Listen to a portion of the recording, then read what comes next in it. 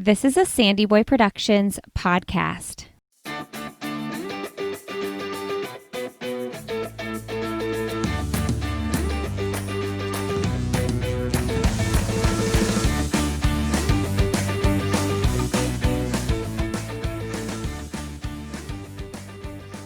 Hey everybody, welcome to I'll Have Another Podcast with Lindsay Hine.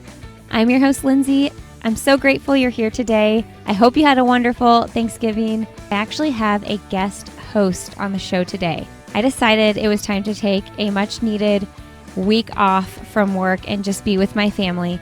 And my good friend, Lauren Flores, who is the co-host of the Up and Running podcast, which is in the Sandy Boy Productions Network, is stepping up to the plate to host an interview over here this week. This is the first time in the 4 years that I've had this show that I've ever had a guest host. So I'm excited to do this. I'm excited to take a week off, and I'm really grateful that Lauren has agreed to do this. This episode will also be edited by my assistant, Emma Benner. Another first. I've never had someone else edit one of these shows. So I'm really excited to just let these ladies take over. I know they're going to do an amazing job, and I'll let Lauren take it from here. Enjoy Lauren's conversation.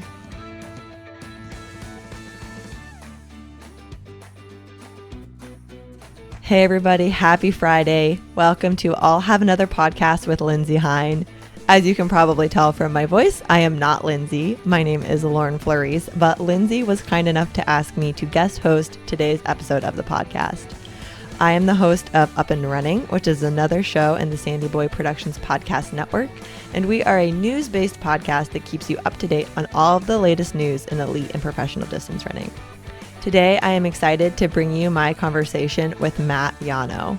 Matt is a professional runner for Under Armour and Dark Sky Distance, and he lives in Flagstaff with his boyfriend and their 2 dogs.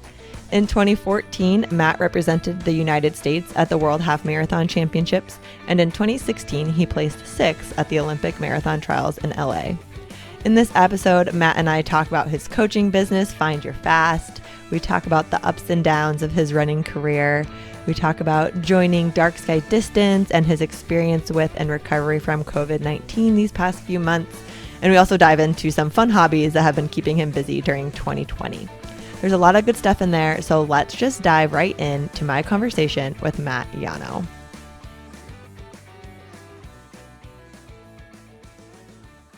Well, hi, Matt. Welcome to I'll Have Another. I'm excited to chat with you today.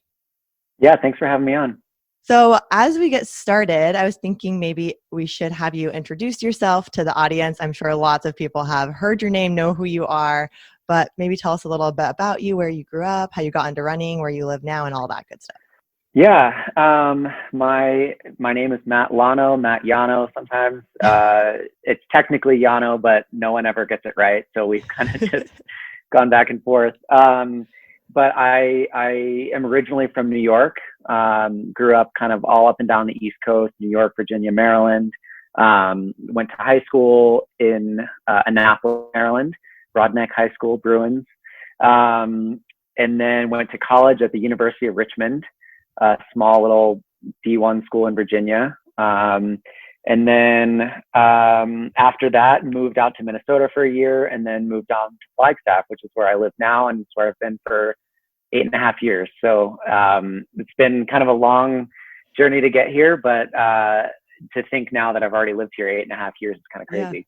Yeah. So when you were making that decision to go to Richmond, I also went to like a smaller D1 school. And so I love talking to other people who, especially people like you, who have gone on to make this their like pro career. What went into that like college decision, and how you think that played into going pro post collegiately when you didn't go to, Oregon or Washington or one of like the big time schools?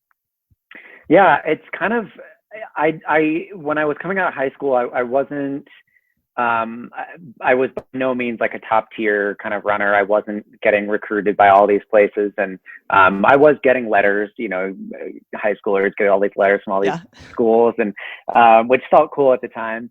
But I wasn't getting recruited by the big guys. And I think I had run, by the end of my high school career, I'd run 4:25 in the mile, 9:44 in the 2 mile, which is nothing special, especially today. You look at all these guys running, 8:40s in the 2 mile and under 4 in the mile, some of them. And so I was not like a particularly strong talent coming out of high school, but I kind of think that helped my overall long-term development, because I did have a sit down with my high school coach at one point, and he was like, I think you are good enough to pursue this at the college level, and who knows where you can go from there. And so it was never something that I was thinking about long-term as like, I want to be a professional runner. And I wasn't like, I watched the Olympics growing up, but I was never someone who was like, I want that to be me one day. And, I don't know. I think it's like part of my story, because I think we hear this a lot where, little kids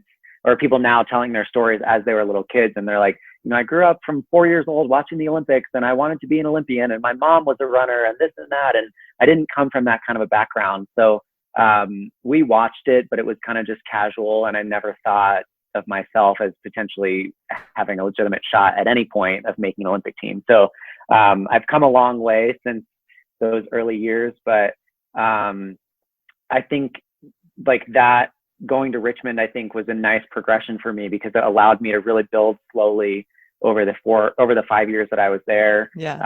Instead of just kind of getting thrown into a system maybe that I wasn't ready for, maybe more of a school that kind of churns people out, or it's like, whoever can handle this mileage makes it through, or whoever can handle this volume of hard work makes it through, and everyone else gets hurt and burnt out and quit.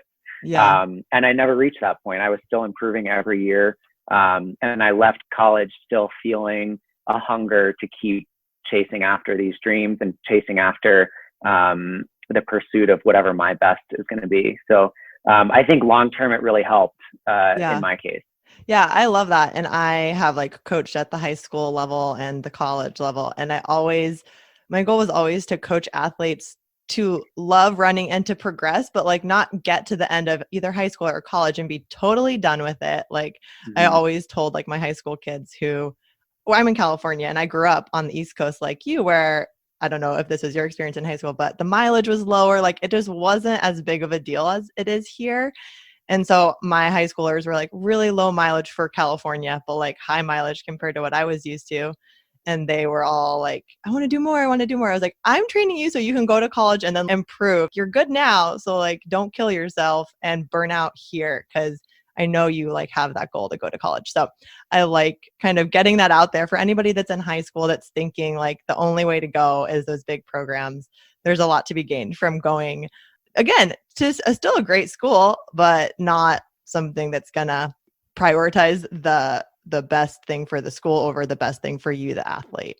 Yeah, I completely agree with that. And I was, just to touch on what you said a second ago, my mileage in high school, it's another thing that I'm in a way kind of grateful for, going through high school really before social media was much of a thing. Yes. Because, Strava. we didn't, and Strava and all those things. And I think there are good things about those different platforms, but we didn't have that danger of comparison when I was in high school. So I was running like 25 or 30 miles a week, which looking back on now, I can't really imagine any high schooler running 25 or 30 miles a week and being like, I'm doing the right thing. And even though that might be the right thing, there's such this idea now that you have to be running 100 miles a week in high school or whatever it is. And you see these other athletes doing it, and it works out for some of them, but for others, like I said, with like some of the systems, like you just get thrown in, and if it doesn't work for you, you just get kind of kicked out the backside. And so I'm grateful that I didn't have to really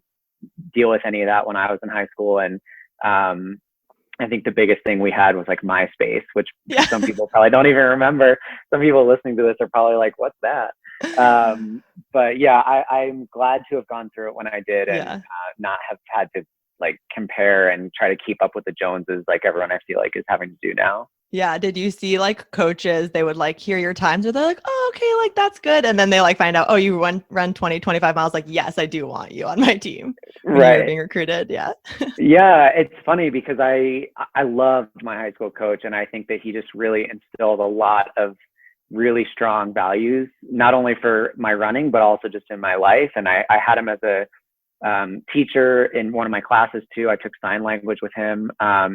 And he was such an influence in my life, and a positive influence in my life. And just to think now, to understand a little bit more now of maybe what was going through his head at the time, and kind of like what you were saying with the high school athletes that you work with, it's like, yeah, I'm preparing you for the next thing, which is going to prepare you for the next thing and the next thing.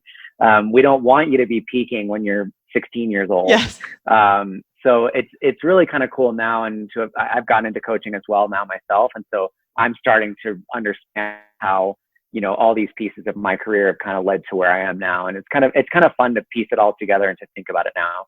Yeah, that is really cool. Well, I have that down in my notes to chat about later, but let's dive into it because you mentioned it. Over the summer, you started your own coaching business called Find Your Fast. Do you want to talk a little bit about what kind of played into that decision, and maybe the different influences that you've taken from your experience being coached as you now have ventured into being a coach? Yeah.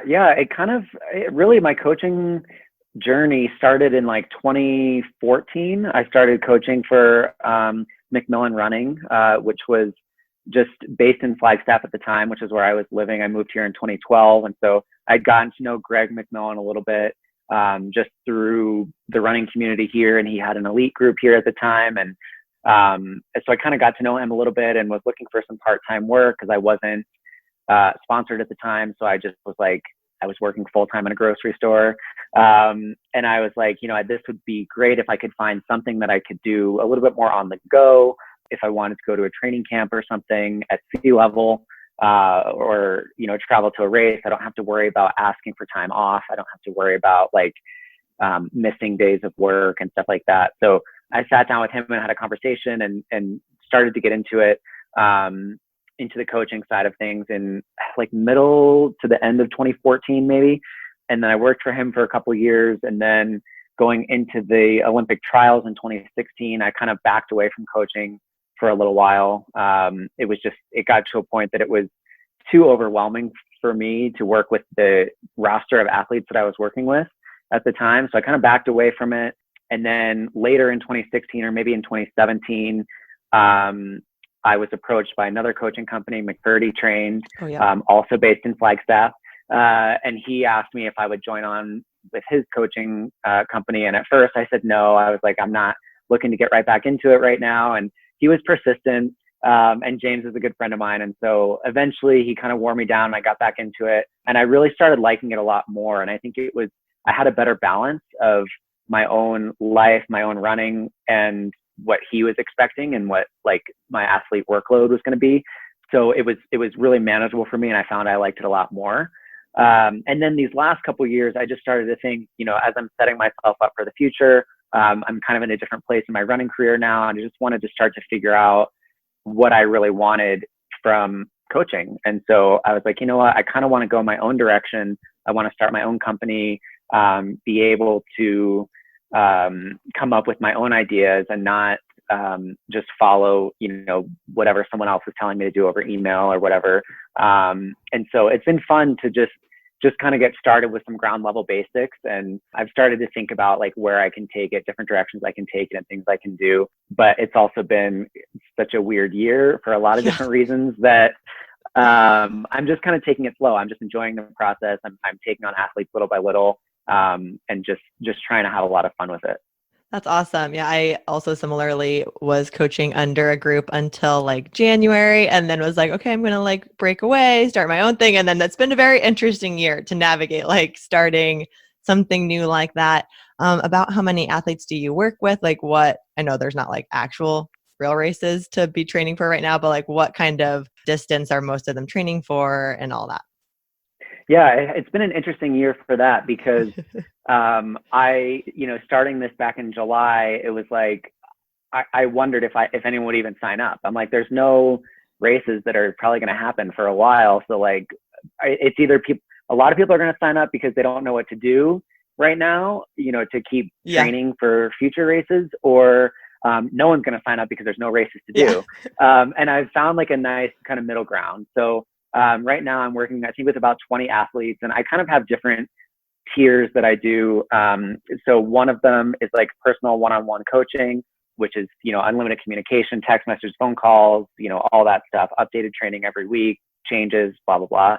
And then there's another side where I build training plans for people. So they can fill out this super in-depth questionnaire that I have. And then I'll build out a training plan for whatever duration they want. And then it's kind of like a one-time thing. I'll send it to them. It's customized specifically for them, but then there's not really that ongoing interaction. Yeah. So those people I don't really count in my total because it's kind of like a one-time thing, one-off kind of thing. But it's been fun. It's been a lot more manageable for me. It's been nice to just gradually pick up people kind of slowly throughout the year instead of like, a 10 athlete dump at once where it's like, okay, here's 10 new people, like good luck. Because I find it's hard because I like to really personalize stuff. I like to have phone calls. I like to have FaceTime, especially in those initial interactions when you're trying to establish a new relationship. So I do get overwhelmed if I have too many people signing up all at once. But it's been fun. So I guess that's maybe one of the silver linings of this year, is that it's kind of in some ways slowed things down a little bit and made it more manageable. And then hopefully, in another year or two, I hope to be at like what I would consider like a full capacity, where I'm coaching full time, but I also have my own running on the side, but full time also. So yeah, it's fun. I like to stay busy. But it's one of those things I realized in the last couple of years that if I can like help other people with stuff that I've learned throughout my career, then that's kind of an interesting and fun opportunity to have. Yeah. What's your favorite thing about coaching other people? Oh man, I think my favorite thing is probably like giving someone a session that they'll text me about, the night before or something. And they're like, what are you thinking? There's no way. Like, I cannot do this. And I'm like, you can actually, you are capable of doing this. Like it's not going to be easy. You're going to have to wrap your mind around it, but you can do this. I wouldn't give it to you if you couldn't. Yeah. And then to get the follow-up text or phone call the next day where they're like, I just crushed that. Like, I'm so blown away. Awesome. I didn't think I could do it. Just having people like empowering people to have these moments of realization that they can do something that they previously thought that they couldn't. I think that's my favorite thing about it. Yeah, that's awesome. I think my favorite thing that I've especially been noticing this year is like not even like seeing people's times for workouts or whatever improve, but like noticing the changes on their notes for like a workout. So one of these athletes I started working with a little bit before the Olympic trials and actually like met her randomly in the hotel lobby the day before. She had like struggled with a lot of like mental, like positive thinking during her workouts. And she'd be like, I got really down on myself because I like didn't hit it by 1 second. And then the workout just like went off the rails. And now slowly, little by little to this past week, she was like, I stayed positive. I didn't look at my watch one time. Like I trusted that I was going the right effort. And she ran like, 15 seconds faster per mile repeats. But that's pales in comparison to her being happy and positive while like doing the workout. So that is really fun to just see those changes in people. Yeah, it's a really special thing too, when you're getting a lot of that feedback from athletes and you can see the progression and their change over time and changing their relationship with running in a positive way. Yeah. So yeah, I think that's amazing. Very cool. Well, I want to kind of jump back to like a year ago when you ran Berlin. You were self-coached at the time. And I think you were 6th at the Olympic trials in 2016, but last year, Berlin, you had a really breakout race. And I think that's when a lot of listeners may have started to hear about you a little more. What was that race like? Why did you go into it not telling anybody you were doing it? And what did it feel like crossing the finish line? Oh man. Yeah. It was, it had been a kind of a rough couple of years for me leading into that. I in 2016, as you mentioned, I was 6th at the Olympic trials in the marathon and, was a little bit injured going into that race, but just kind of was like, it's the Olympic trials. I'm not going to miss it. So whatever I have to do to get there, I'm going to do it. And then starting like basically that day, I didn't run for 4 months. I had to have some hip surgeries done and started training again, and then ran another marathon a couple months later, New York City Marathon, and tore my labrum, had to have another surgery and 6 more months off. And so it was just a really tough couple of years of injury, and then started coming back from that, had some other health issues and ended up leaving the team that I was part of. And worked with another coach for a little while, and that just didn't quite pan out. And so just a lot of up and down over these couple of years, after what was kind of a career high for me, getting 6th at the trials. Like I think I performed better there than other people thought I would have. I really thought I could have made the team that day. I didn't, obviously, but it was kind of a bittersweet day for me. But coming off of all of that, and then to go through this roller coaster of years where it was just like, I didn't know if I was done running.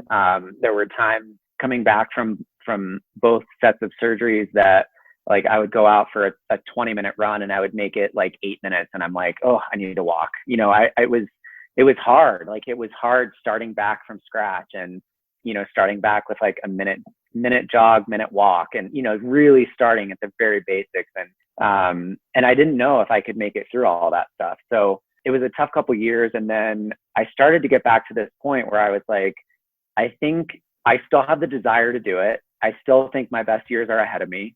I did have a year of really good hard work, kind of mixed in the middle there, in 2018 and early 2019.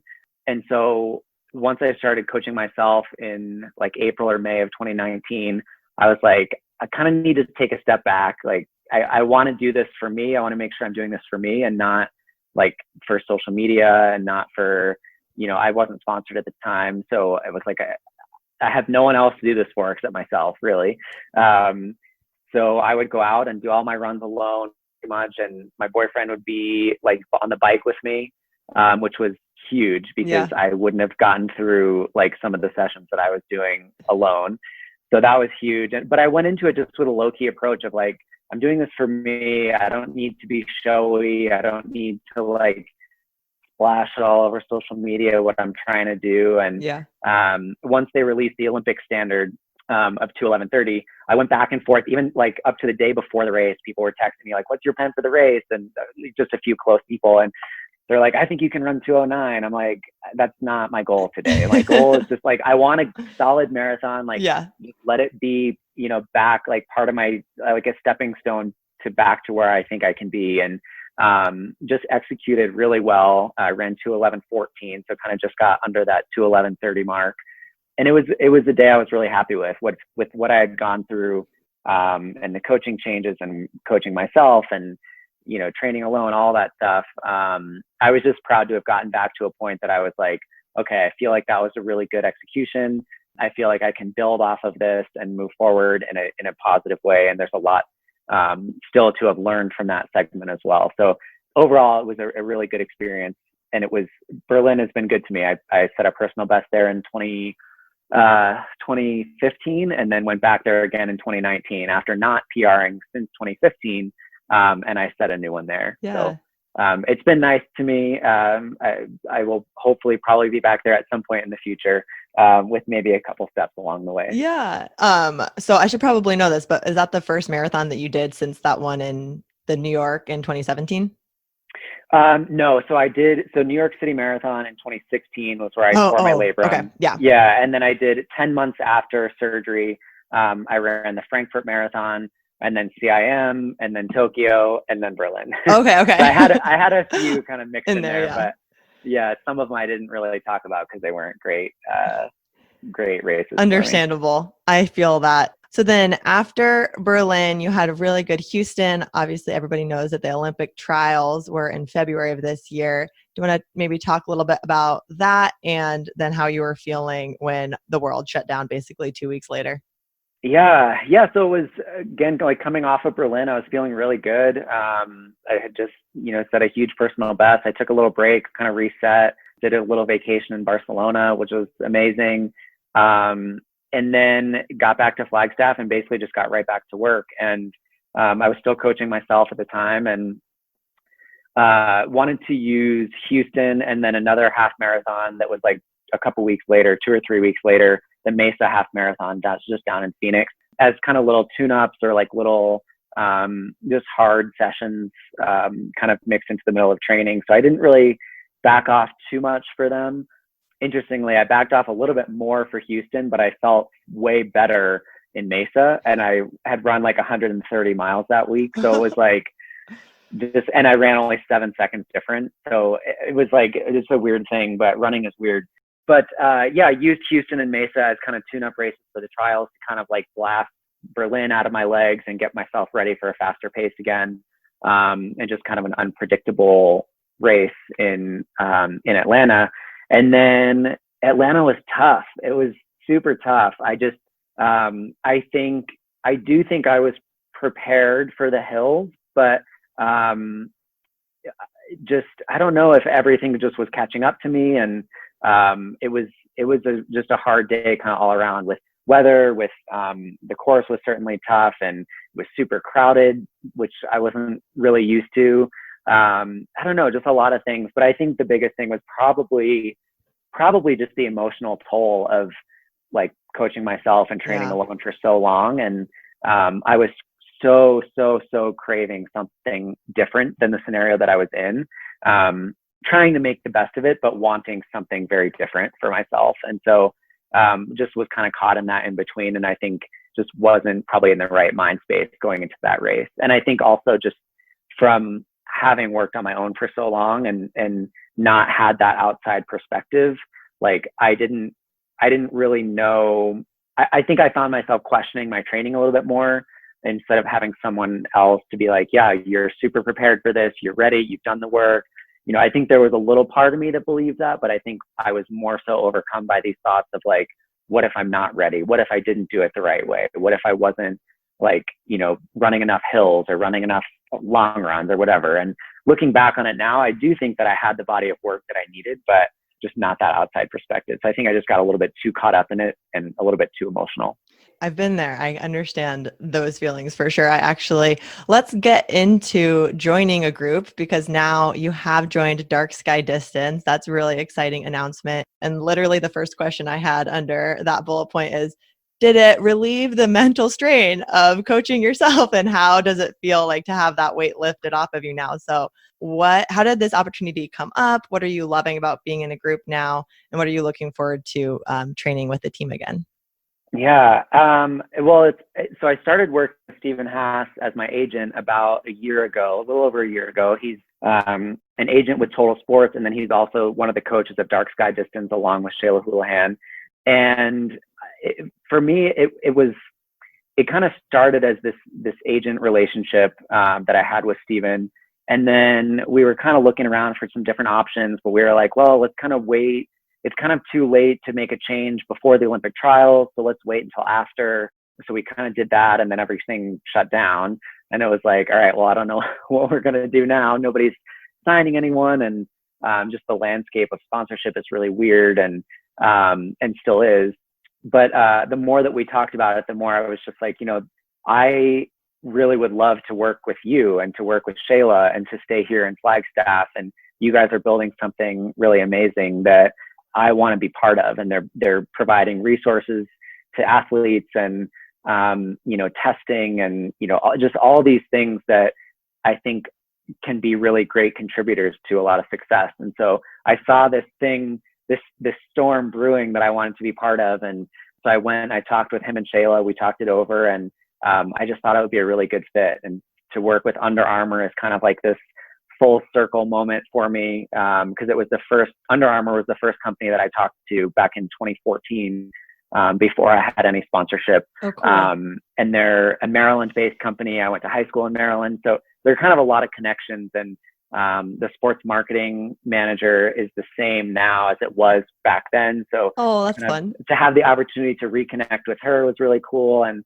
I actually was just back in Baltimore a few weeks ago for a family funeral and met up with the sports marketing team in Baltimore. And just, you know, it was really nice to reconnect with them and just to hear kind of what they're looking to do and what they're trying to build. And it was just really that much more affirmation that this is where I want to be. This is the group that I want to be part of. And yeah, like to your point, it certainly eased the stress of me having to build all of my own training and decide exactly what to do. And it's kind of there is a little bit of a transition because I don't know if you've seen recently that I actually had COVID back in September into beginning of October. So we've been really unsure of like how to yeah, like how to come back Yeah. from that and how to safely, like just how to make sure that I'm doing everything safely and what protocols to follow and all this stuff. And so I've been working with doctors and my coaches to really make sure that we're doing it conservatively but at the same time, like enough that I can start making progress. So it's been kind of this in between for now where I'm still designing some of my training, but also like having the input of the coaches and, they're kind of building the structure and the skeleton, and I'm filling in some of the gaps with like where I've been for the last couple of months and kind of how I need to like make sure it's a smooth transition into the new system. So I'm super excited to be working with them, with Under Armour and Dark Sky, and just to have people to train with, good quality people, like where the running is fun and you can have the banter on the runs that I so missed. Even like much as I've enjoyed listening to music and podcasts while I run, there's just something different, about running with people that you care about and, people whose lives you're involved in. And so for me, that's been a huge positive change over these last couple of weeks and months. And I'm really looking forward to how that continues to evolve over the next couple of years, hopefully. Yeah, that's awesome. So the announcement was recent, but when did you kind of start training with them? I know we had that break because of COVID, but did you start training or know a while ago that you were going to be joining?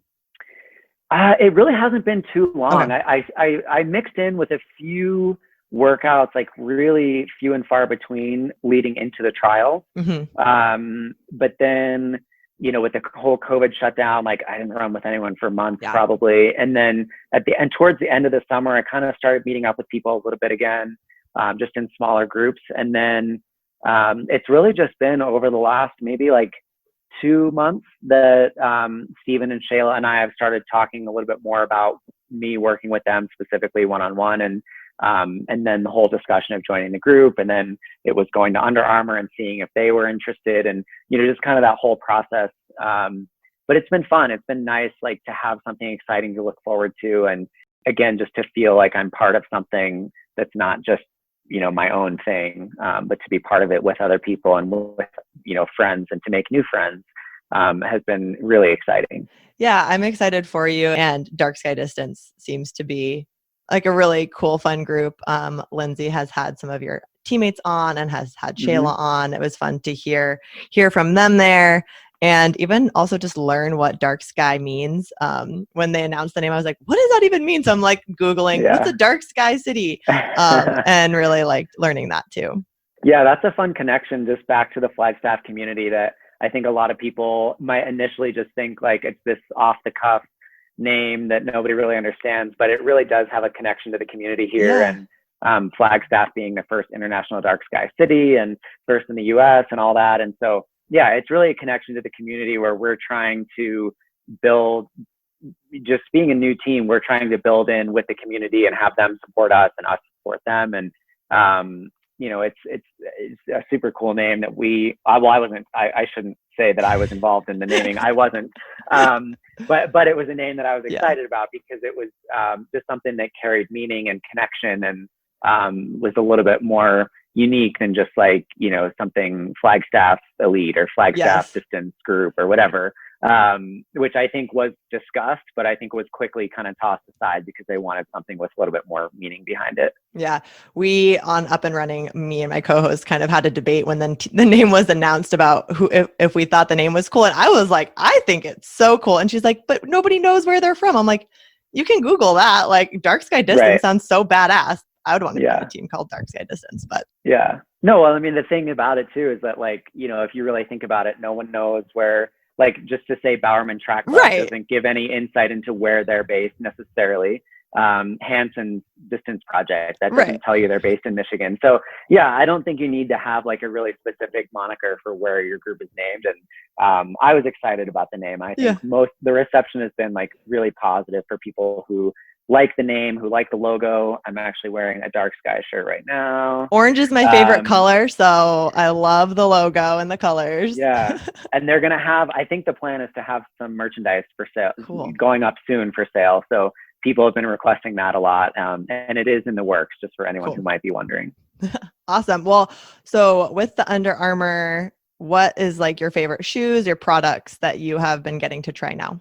Yeah, it's been really fun to be able to work with a company that I can have a lot, like immediately, I can have a lot of input. I happen to be sample size, which is really fortunate for Perfect. me. So I get to test prototypes. I've already been testing prototypes and giving feedback, and we're working on a shoe, um, a carbon plated shoe to be comparable with the other brands, and to be kind of on a similar playing field. But in the meantime, my favorite training shoe, like daily training shoe, is probably the Sonic, the Hover Sonic. It's just kind of an everyday trainer, neutral training shoe. Love that one. I really like the Velocity Racer right now, which is kind of my workout shoe. They've just recently updated that and added some new foam, which I've done like one workout since I got COVID. And it was on Tuesday of this week. So I'm kind of just getting back into it, but Yeah.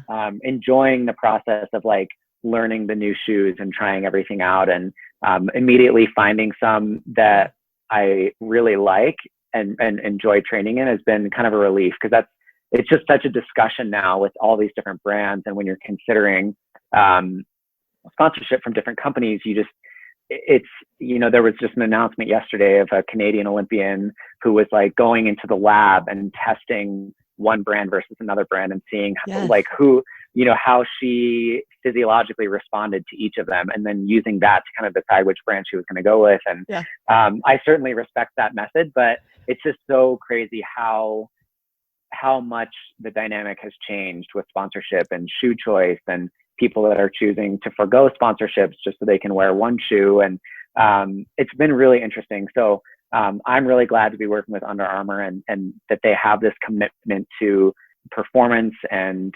innovation, and they're willing to listen to their athletes. And we're on calls pretty frequently where we can provide input and really have a say in the direction that some of the different products go. So it's a fun opportunity for us to be super involved and to actually have our input be utilized. That is really cool.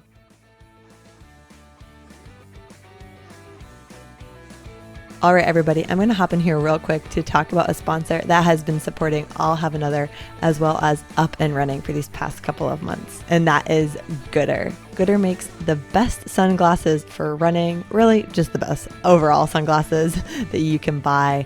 They are stylish, they are cute, they don't budge when you're running. They're functional on the run, but then they look cute when you grab coffee or, in non-COVID times, brunch with your friends after a long run. You can head over to goodr.com/another to check out Lindsay's picks. Or if you want to see mine, Abby's picks, you can head on over to goodr.com/uprunning to see the sunglasses that we have and love. You can use either of those codes, that would be either another or uprunning, to get 15% off of your order at goodr.com. Look good, run Goodr.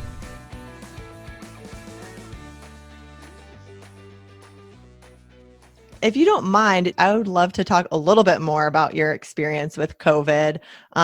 You got it, you mentioned at the end of September. What was your experience like with it? What kinds of symptoms did you have? And I know you've mentioned that you are working closely with doctors, and I've seen a couple of elite and pro athletes who have gotten it, but you're the first one to mention kind of that step. So I'd love to hear why you made that decision, who kind of said to get some guidance from doctors, and just all that. Yeah, so it started, I think I tested positive September 29th, I believe. And I had just gone to Telluride for a couple of days. I went on a little 3-day trip. I was like, I'm going to be outside. I'm going to be peeping leaves. It's not going to be a problem. And I came back from that trip on a Saturday night. Sunday, I was exhausted. I was just like so tired all day.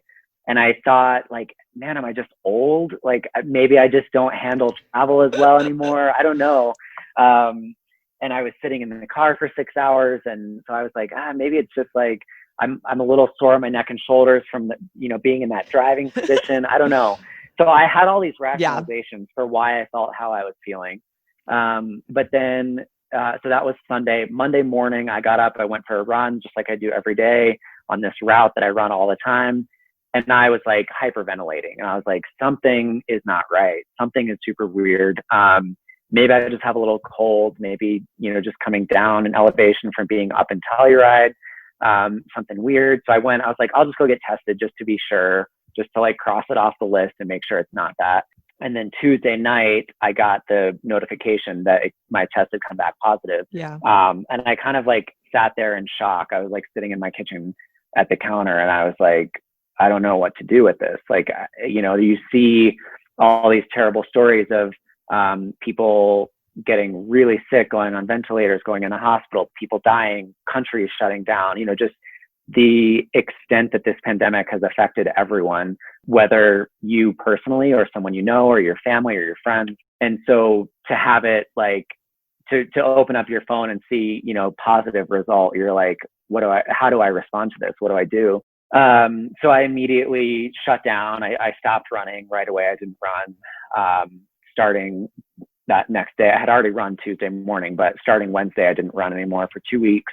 And I started to feel like for a couple days, had achiness in my neck and shoulders, had a migraine for like 3 or 4 days. That shifted kind of into some congestion. Then I lost my smell and taste, which was when for sure I was like, before that, I was like, maybe it's a false positive, trying to like be optimistic about it. But then I was like, once I lost my smell and taste, and it was like all of a sudden, I can still remember like getting out of the shower that morning, going to put on my deodorant and being like, I can't smell this. It was like the faintest smell. Yeah. And I was like, this is weird. So I like shoved it up to my nose and I couldn't smell it. And then I ran to the kitchen and under the sink, I grabbed like a bottle of vinegar. Yeah. I like popped open the vinegar and I tried to smell it. Usually that'll like hit you in the face and you're like, oh, okay, got that. Couldn't smell the vinegar, opened up a jar of peanut butter. And that was like the last straw. You're like, all right. Smell the peanut butter. And I was like, this has been my favorite thing for years and years and years. I can't smell it. I guess I do have it. And so that was the biggest thing. But I will say that I was super fortunate. My symptoms were mild. I didn't get like a crazy cough. I didn't get super sick. I wasn't like bedridden for days or weeks at a time. It could have been way worse. So I'm really grateful for that. But then also at the same time, like just worried about what this could mean for the future of my running career. There's just not been enough long-term research because it's not been around that long. So like, we don't know how it affects people longer term. And we don't know, if it can create heart complications, lung complications, stuff with blood, there's just all these different ways that it could be affecting us, particularly an endurance athlete. Yeah. Which was kind of, as I'm doing all this reading online, which sometimes was good. And sometimes I was like psyching myself out because, you read one study and it says one thing and then I'm like calling my coach or my parents or somebody and being like, oh no, this could be happening. I don't know.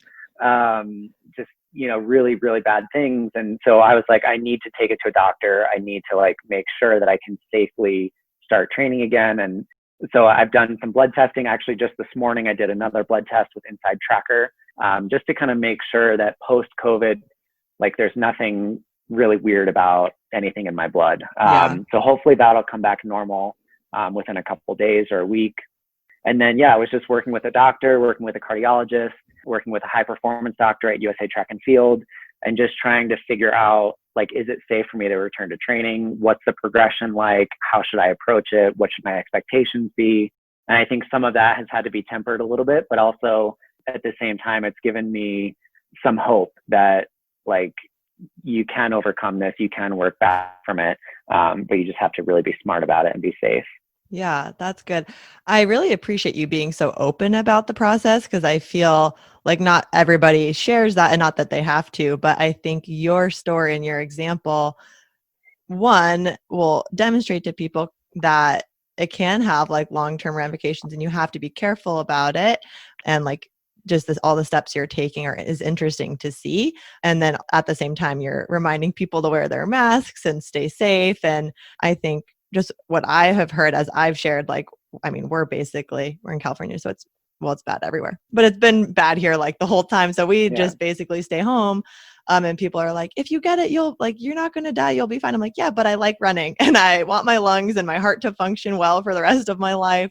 I don't want my kids to like not be able to do sports if they get it because something weird happens with their lungs. And so I appreciate you talking about the possibility of that stuff and like why we should, continue to be careful, even if we're young and healthy and not worried about the worst outcomes.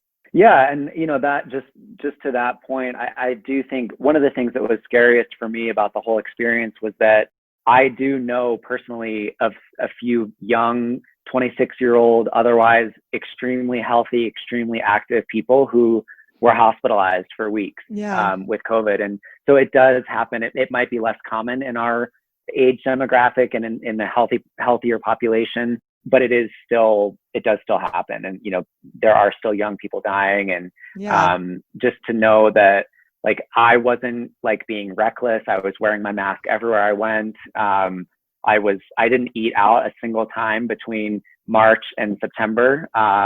Coincidentally, right before I got sick, I actually did eat in a restaurant, which I think may potentially have led to me getting it. I don't know that for sure. There's not really going to be ever a way that I can know for sure how I contracted it. But yeah, just to still urge people to like maintain caution. And like, it's way worse now than it was when everyone was freaking out about it initially. So like, just the fact that it's so many people have kind of normalized it is dangerous. And I think that's why we're seeing such a surge right now. And, there's so many people that will say like, well, you're not really going to get sick. It's not going to kill you. And it's like, it might not, but it also could. And that was the scary thing for me, was that I didn't know, was I going to get a really mild case of it, or was it going to be mild for the first week and then just like take off in the second week and I would get put in the hospital and on a ventilator, and you just don't know. And so I don't think it's worth the risk to yourself. I don't think it's worth the risk to family and friends. And I don't think it's that much of an ask to ask people to wear a mask if they have to go out for some reason. Yeah. That's and so opinion. Did your boyfriend get it as well, or did he somehow not get it? Yeah, he somehow did not get it. Which is still crazy. I don't understand, because as soon as I got my result back, I was like, okay, we need to separate. Like, we need to sleep in separate rooms. We just need to have like our own spaces. I'll just quarantine, in our room. We have the TV. You can put stuff at the door, and I'll just like pick up my food at the door. Whatever we need to do to make sure that you stay safe. And but by the time I got the test and then got the positive, we had still been together every minute of every day. So it's like, his opinion was that at that point he either had it as well or wasn't going to get it. And he went and tested, I think the day after I did, and it came back negative. And then I had him test again a few days later and it came back negative. And then when I tested negative 2 weeks after my first positive, we both, or I had him test again and it still came back negative. So, wow. So he somehow managed to sidestep it all together, which I'm really grateful for, because I think, it's like we were just talking about it a minute ago. It's the sad reality is like, we do have to be thinking not only about ourselves, but also about the people around us. And the fact that like, if I got sick, that I could have potentially given it to someone else, obviously not intentionally. And as soon as I found out, I isolated and quarantined myself. But, you just don't know in those couple days before you really start feeling badly, that incubation period, I did have interactions with other people. And so it's just scary to know like how it may or may not affect other people. But thankfully, it did not affect him. That's wild. So early on, my husband had a cold like in March. And so he got tested, and that was when the testing was taking forever to come back. So he was quarantined for a week in our like downstairs back bedroom, and it ended up coming back negative. But that was like the worst week of the whole pandemic, because I was like all day, every day with the girls, but like he was here and he was like in the back room playing video games. I was like, this is so annoying. And I keep joking, like, when do I get my week of quarantine? Like, I'm just gonna like hole up in a room for a week and just all my duties are gone. But but you guys have been like, obviously we've talked about a lot of things you've done this year. You've had a very busy and positive 2020 outside of an instance of getting COVID. What other things have you picked up or been doing to keep busy during quarantine? You mentioned that you'd like to do some home projects, that you might have been doing some cooking and baking. So what have you been doing to fill your time outside of running? Yeah. 2020, just with starting off basically with the marathon trials where I was kind of buckled down and I wasn't focusing on really anything other than just training and recovering from that training. Then going into, with that race being February 29th, basically starting March 1st, I was like, well, I have some free time to get into some other things. And I always take a break after a marathon. So I was on this kind of 2-week break, which is coincidentally when everything started shutting down.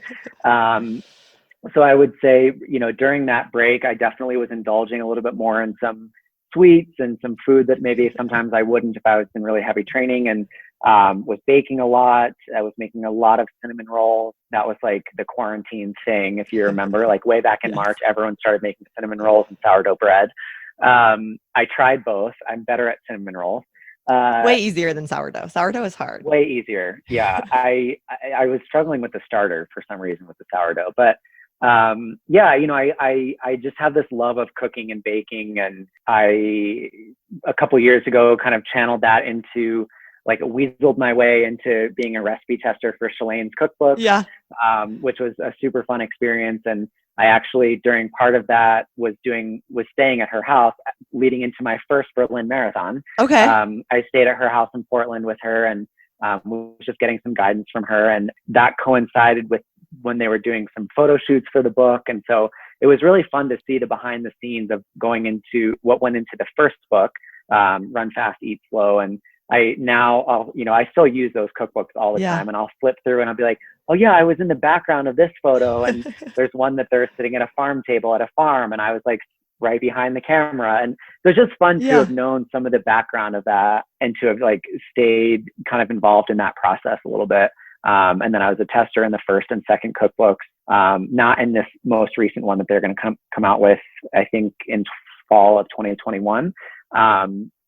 But yeah, just a fun way for me to kind of blend like a friendship that I had with like this little, hobby of cooking and baking that I had with, then also to see the finished product and to see, to have the books on my bookshelf and to actually use them every day. And there's like a pride with that when someone comes over and they, someone stays at my house and I have all my cookbooks displayed and they're like, oh, what are these? Cause they kind of stand out like with the white spine and the letters and so they do stand out. And so people always ask about them and I'm like, oh yeah, if you flip to page blah, blah, blah, like you can see that I'm mentioned in there. It's kind of a cool thing. So that was kind of my initial quarantine. And then, home projects have become a big thing for me this year. And they kind of have always been, I've always been working on something. Like I like owning my house so I can like make changes to it, and the biggest ones this year have probably been, I renovated 2 of my like guest bathrooms. Okay.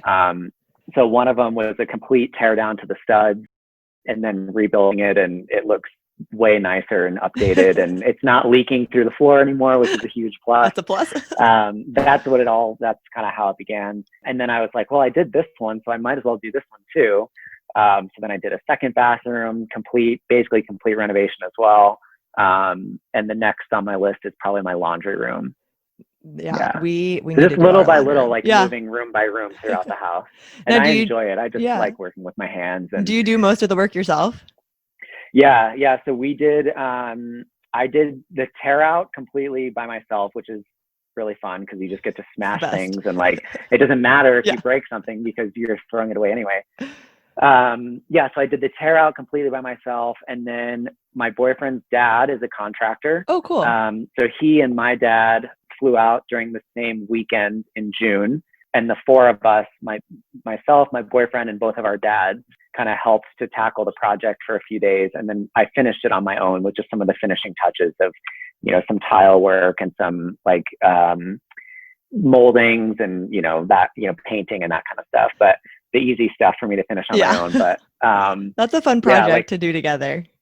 It was fun. And then just to have the final product, be like something in a guest room, especially that you can have other people see and other people get to use. It's just another one of those things that I'm proud of. And it's like, yeah, I did that. It's, it's fun. And it was I think I figured out the cost of it. I think it was like a fifth of the price Oh my gosh. for us to do it ourselves than it would have been. Cause I brought in some other contractors to see if it would just be worth having someone else do it. And then it was really, really gratifying to have done it for about a fifth of the price that they were going to charge me.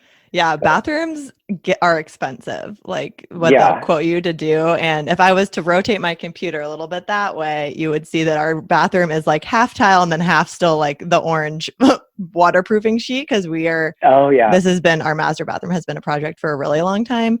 But it's so funny the way that it like makes you notice things in other people's bathrooms. Not like, I'm not judging other people's bathrooms, but we like went to Mammoth this summer for a week.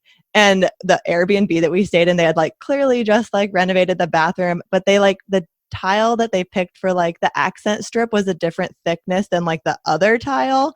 So it was like inset, and we're like picking apart all the little things. We're like, they didn't wipe off the grout enough. So it is funny how you just start to like, once you get in the habit of doing those projects, you're seeing it everywhere, like what could be better, what you would want to do with the space. Yeah, I've for years I've watched all of those home renovation shows and Fixer Upper and Flipper Flop and just all those HGTV reality shows, and so I kind of like started to see a lot of that just by watching those. And then when I was designing the bathroom, to actually make the changes, I was spending so much time picking the stuff and trying, because I was like, oh, in the show they like walk into the store and they're like, yeah, that and that for the floor and you're done.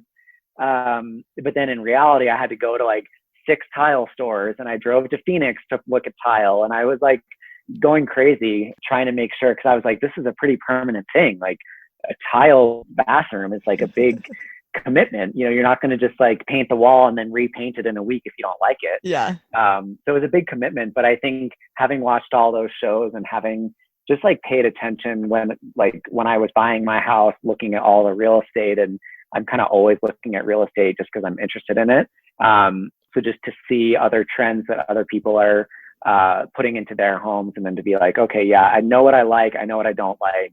I want to kind of go with this to keep it with the theme of the house. And so it was a fun project for me. And I think now that I've done it a few times, like my brother has started talking about flying me when it's safe to fly again, flying me back to Delaware to help him with his bathroom. And like, my parents had me help them design their new house. It's just like little fun ways to get into, different aspects of real estate and just like home design that now that I have the personal experience of doing it, it's kind of easier to do and a little bit more fun as well, because it's not as stressful. I don't have to worry as much about ruining something. Yeah.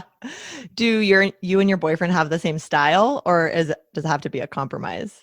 Yeah. So, I think we do have really similar styles, but the compromise that we're having to make right now is just that the style of the house that I live in is very, like traditional craftsman style home, which we love. But if we were designing a house from scratch, it probably wouldn't be this. Right.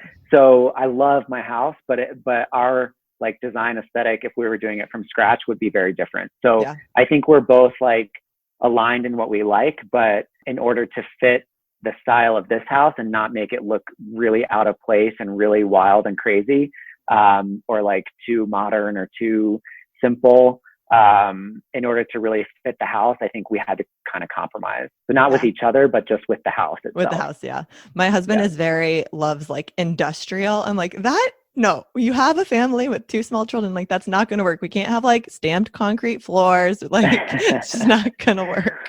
Yeah, it's funny that you say that, because we really do like that style. But, it's very, I love it. I just. No, but practically for you and your family, you're probably not the right choice. We just have dogs. So it's kind of, we could make it work in that regard. Yes.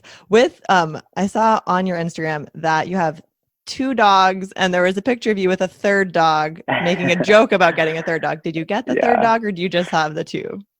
No, we just have the 2. We have a boxer and a Great Dane, but there actually has been discussion of a 3rd. So we'll see. Yeah, there's the 3rd dog was my boyfriend's parents' new puppy. They got a golden doodle. She's adorable.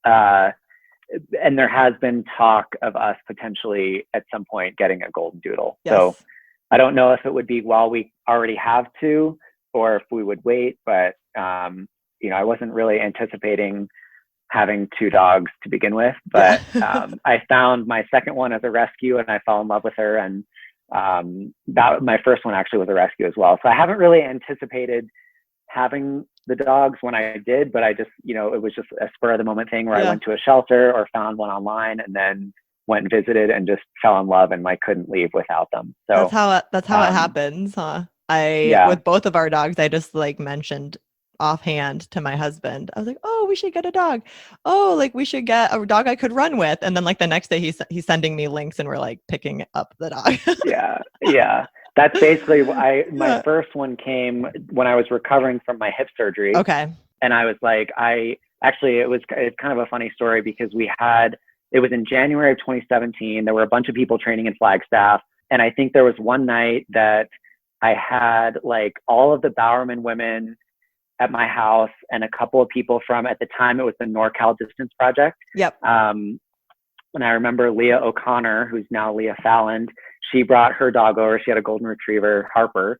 And she was like, yeah, I got Harper when I was recovering from my Achilles rupture after the 2016 track trials. And it just kind of got the wheels spinning for me. And I was I'm recovering from a surgery. I wonder if it would be nice to have a companion. And so I went with a couple of the people that I had staying at my house at the time to this shelter. And I was like, I'm not bringing a dog home today. There's no way. I'm just going to start maybe entertaining the idea. And I went, I saw who's now my dog, Harlow. I saw her one day and I was like, oh no, I'm in trouble. I was like, she is just exactly everything that I would want in a dog. Yeah. And so I didn't bring her home that day. I did keep my word, but I went back the next morning at 9:00. And got her. That's awesome. Yeah, I think on the way home from the shelter the first day, I think I stopped at PetSmart or Petco or one of those places and bought the bed and the bowls and the leashes. So I knew that I was going back. Yes. And I was just out of, I don't know, stubbornness. I was I'm not bringing her home today because I'm going to sleep on it and be smart about it. But then I brought her back first thing morning. in the morning.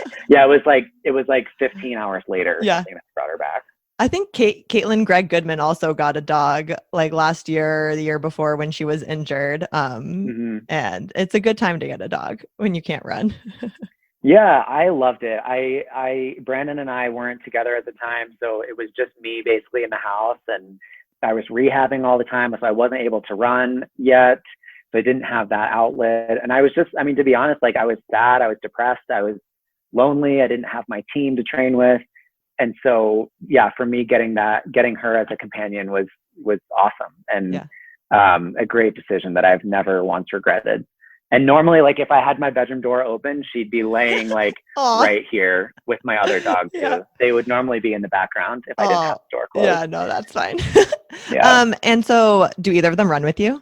Yeah, the smaller one, the boxer, can run with me sometimes, not in the summer, but it's just she gets too overheated. But the Great Dane is prone to hip issues, so I don't run with her. She's too big. She's 125 pounds, and she likes to. It's funny, if you stand in my backyard and you watch the dogs play, but the Great Dane will stand right in the middle, and she'll kind of just pivot and rotate, and the boxer will just be running circles around the whole yard. She'll just be on these tears around the yard. Zoomies. The zoomies, yeah, that's what we call them too. She's just zooming around the yard, under the deck, up onto the grass, and then the Great Dane, her name is Pico. Yeah. She just turns and faces whichever direction my boxer is running. So yeah, the boxer is the runner. The Great Dane is not. Yes. So much. We installed one of our quarantine projects was getting the girls a playhouse, and my husband put a little fence with wood chips so that the dogs won't go in there. Little did we know that the little dog can go under the fence and the big dog just jumps over the fence. So he was doing zoomies around, just jumping the fence, and then doing the loop and then jumping over. I was like, what is he doing out there? They're also feeling a little cooped up, I think.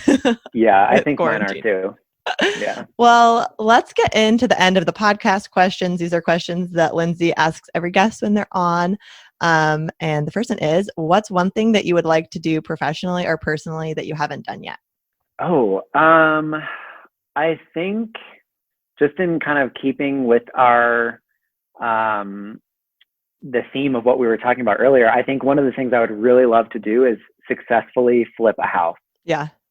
Yeah. I think to like buy something really run down and turn it into something beautiful that can then be, a starter home for someone, or, a starter home for a family or something. I think that would be a really cool experience.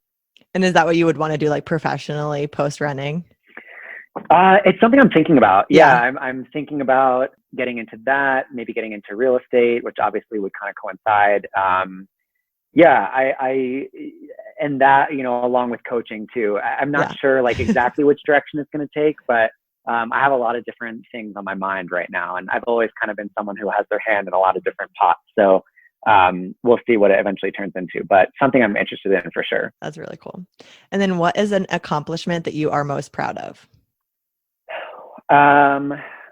Probably, well, running wise, probably making a world team. Back in 2014, I made the world half marathon team, kind of unexpectedly. So that's something I'm super proud of. And then, just personally, probably maybe like buying my house at 27, it's something I acknowledge, like how fortunate that I've been and how like grateful I've been to have had the support that I've had along the way and to have been in a position where I was able to afford that at 27. That's really awesome. What is a nonprofit that you like to support? One of the things that I really like to support is the It Gets Better campaign, which is really just supportive of the LGBT community. There's obviously we've made a lot of progress, but there's still a long way to go with discrimination and laws against LGBTQ people. And so that's one organization that I really like. And there's another one that I just found recently that's called GLSEN. I think it's GLSEN, which is more, it's like more education based. So it's kind of for school age kids from kindergarten up through high school. And it's really aimed at fighting against bullying for LGBTQ people as well, because it is something that is unfortunately still just really prevalent in schools. And I dealt with it a little bit growing up.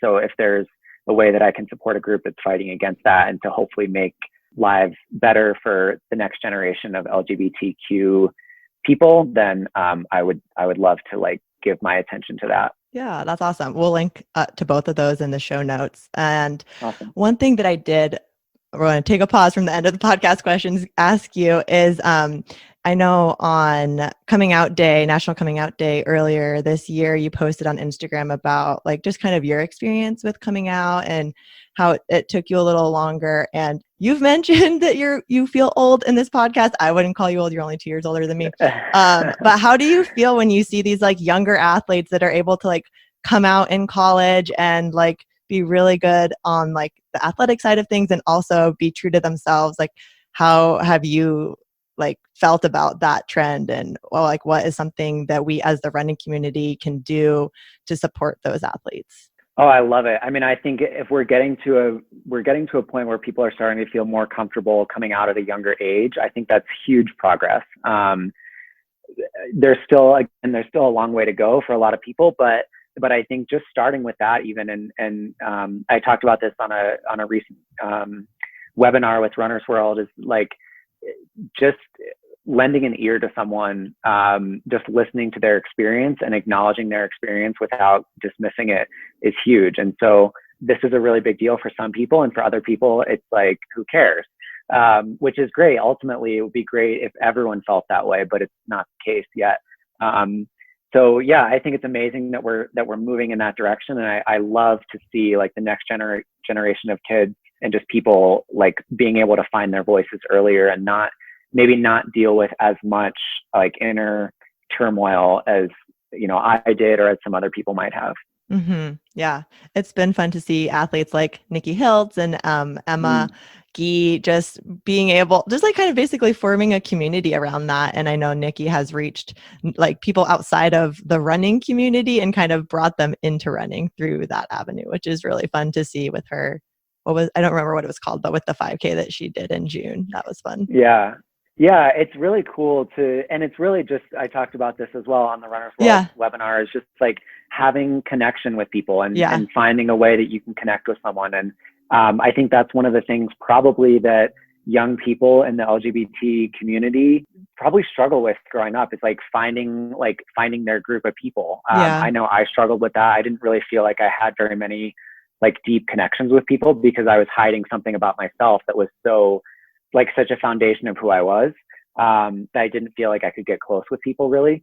So I think now, like, I really value that connection and that closeness, and to be able to have those connections with people in whatever community, whether the running community, LGBT community, your local community.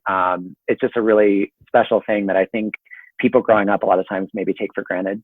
Yeah. Mm-hmm. Well, moving on to our next question. If you could have coffee or cocktail with someone fun, who would it be?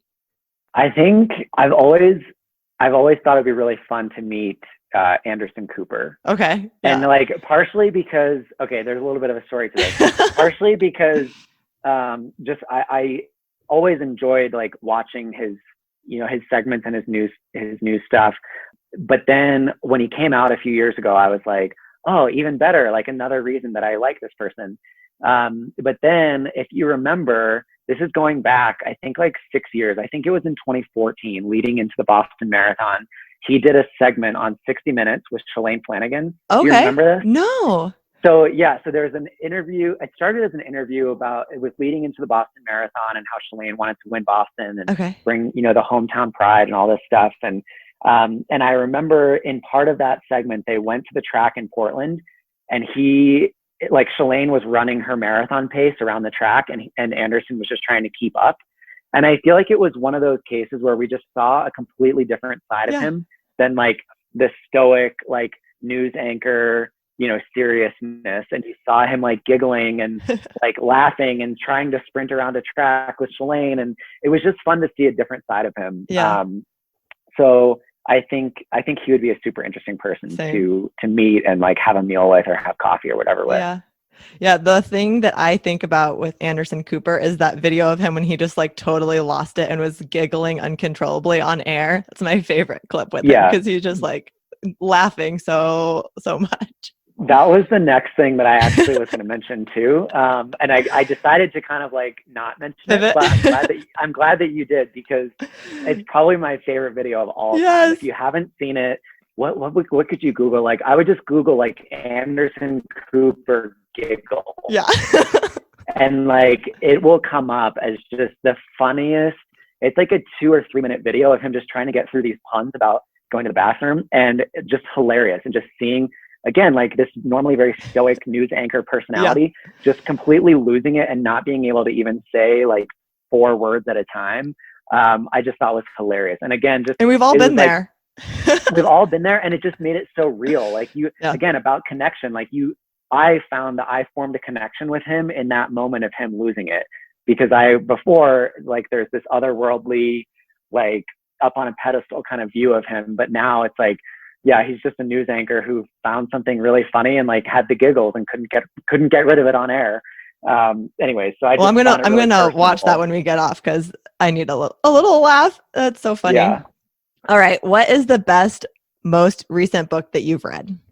One that I've just started reading is The Daily Stoic by Ryan Holiday. And it's kind of part of what I like about it is it's just really short little like quotes and little kind of musings on for every day of the year. So it's like a really short passage that you can just read anytime throughout the day. And it's just about wisdom and stoicism and like just life in general. And it was a gift that I got for my birthday earlier this year from Steph Garcia, who's another runner I'm sure you're probably aware of, and for New Balance. And I just thought it was a really thoughtful gift from her. And so I've been working through that and just really enjoying it. And I like that it's not a huge commitment. It's it's like a 2-minute read every day, but it's so, it's such a simple thing to add into the routine wherever. It's not like you have to commit to reading like 20 pages of a chapter where like, I don't know, sometimes I just can't hold attention to something for that long. Yeah.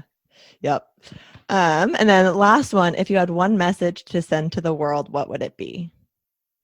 I think it would be just to, I don't know, like to treat people with kindness and to have empathy and to just acknowledge people's experiences. And even though they might be different from your own, like not to judge them for it, and just trying to accept people where they are, wherever they are, and whatever journey they might be going through. So just to have kindness and empathy towards that, and cliche, but just, treat people the way you want to be treated. And that's, my parents always said that to me growing up. And it's something that I really think about a lot. And I just really try to emulate that with my relationships. So a simple message, but just, I don't know, be kind to one another. Yeah, love it.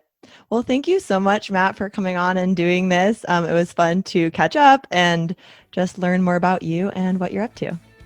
Yeah, thank you so much for having me. Thanks.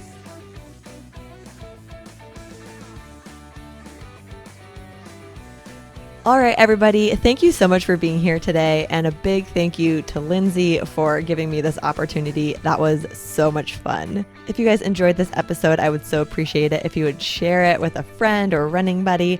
And in general, if you are loving the I'll Have Another podcast, head on over to iTunes or whatever platform you listen on. Leave Lindsay a rating and review. Let her know what a great job she is doing. And if you're looking to add some new shows to your podcast feed, I would urge you to check out the other shows in the Sandy Boy Productions podcast network. That would be the Illuminate podcast, Lindsay's new parenting podcast called Why Is Everybody Yelling, as well as the podcast that I host, Up and Running. You guys can find those shows really easily. If you are in iTunes, you can just scroll down to the bottom of the I'll Have Another podcast page, and you will see more from Sandy Boy Productions, where you can click on those shows right there on the same page you're on. If you are a fan of the sport of running, again, I just would encourage you to come on over to the Up and Running podcast. We have a new episode that comes out every Tuesday. My co-host Abby Stanley and I just talk about all the latest news in elite and professional distance running. We keep you up to date on what's going on, what race results are happening, what amazing things runners out there are doing. Every once in a while, we'll bring on professional runners to talk about the race they just ran or the record they just broke. So we have a lot of fun over there. It's a casual conversation, just basically geeking out about running. And if you love to geek out about running too, or want to hear two running buddies, or if you want to hear two real life running buddies geek out on running, head on over there and we would love to have you. All right, guys, have a great weekend. Have a great rest of your Friday. And Lindsay will be back here with you next week.